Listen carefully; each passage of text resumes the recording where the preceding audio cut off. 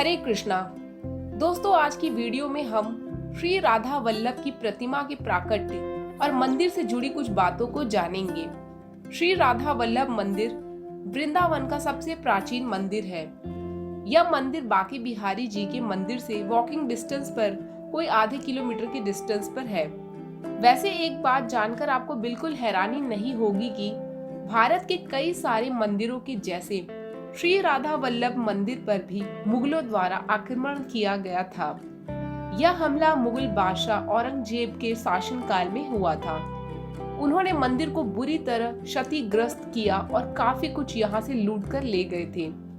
हालांकि आक्रमण से पहले ही मंदिर सेवकों को इसकी जानकारी मिल गई थी और उन्होंने विग्रह को राजस्थान के भरतपुर जिले के कामा में ले जाकर स्थापित कर दिया था, जहां यह विग्रह को 123 वर्षों तक रहे और उसके बाद पुनः वृंदावन लाए गए। श्री राधा वल्लभ के विग्रह को सबसे पहले श्री हित हरिवंश जी वृंदावन लाए थे और उन्होंने ही विग्रह को यहाँ स्थापित किया था।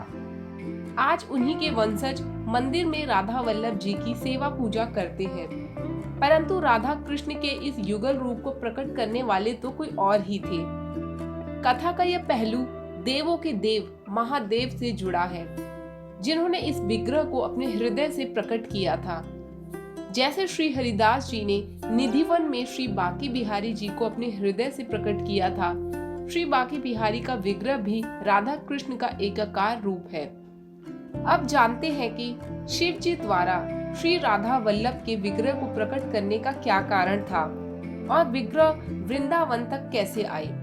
तो दरअसल आत्मदेव नाम के एक ब्राह्मण शिव जी के बड़े भक्त हुआ करते थे और एक बार उन्होंने कैलाश जाकर लंबे काल तक शिव जी की पूजा उपासना की। उनकी तपस्या से खुश होकर शिव जी ने उन्हें कोई वरदान मांगने को कहा, जिस पर भक्त ने स्पष्ट कहा कि मुझे तो सिर्फ आपके दर्शन मात्र की अभिलाषा थी, जो अब पूर्ण हुई। फिर भी शिव जी ने उसे वरदान मांगने को कहा, जिस पर आत्मदेव ने कहा कि आपको जो वस्तु सबसे प्रिय हो वो आप मुझे दे दें। इस पर शिव जी ने अपने हृदय से श्री राधा वल्लभ के विग्रह को प्रकट किया, जो उन्हें बड़े प्रिय हैं।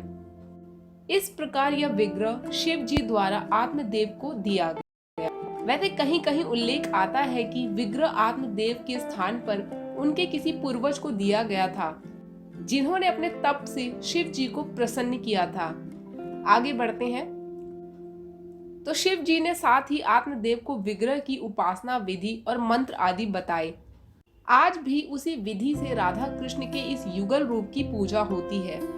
आत्मदेव विग्रह को अपने साथ चिरथावल गांव ले आए, जहां वो रहा करते थे और एक समय तक उन्होंने श्री राधा वल्लभ विग्रह की पूजा उपासना की। बाद में उन्होंने विचार किया कि जो व्यक्ति मेरी दोनों बेटी से विवाह करेगा उसे ही मैं यह विग्रह दूंगा। इसके बाद हुआ यह कि श्री हरिवंश जी, जो 31 वर्ष तक देववन में रहे और उसके बाद 32 वर्ष की आयु में वृंदावन के लिए प्रस्थान किया, बीच में विश्राम करने हेतु वो इसी चिरथावल गांव में रुके। रात को स्वयं राधा जी उनके सपने में आई और विशेष आदेश दिया। साथ ही कहा कि इसी गांव में हमारा भी विग्रह है, तो उसे भी अपने साथ ले जाकर वृंदावन में स्थापित करें। जिस आदेश पर श्री हरिवंश ने आत्मदेव की दोनों बेटियों से विवाह किया और उनसे श्री राधा वल्लभ के विग्रह को प्राप्त किया। राधा जी के आदेश अनुसार वो विग्रह को वृंदावन ले आए। ऐसा कहा गया कि जब वो अपने परिवार सहित वृंदावन आए थे, तब वृंदावन जंगल के समान दिखता था।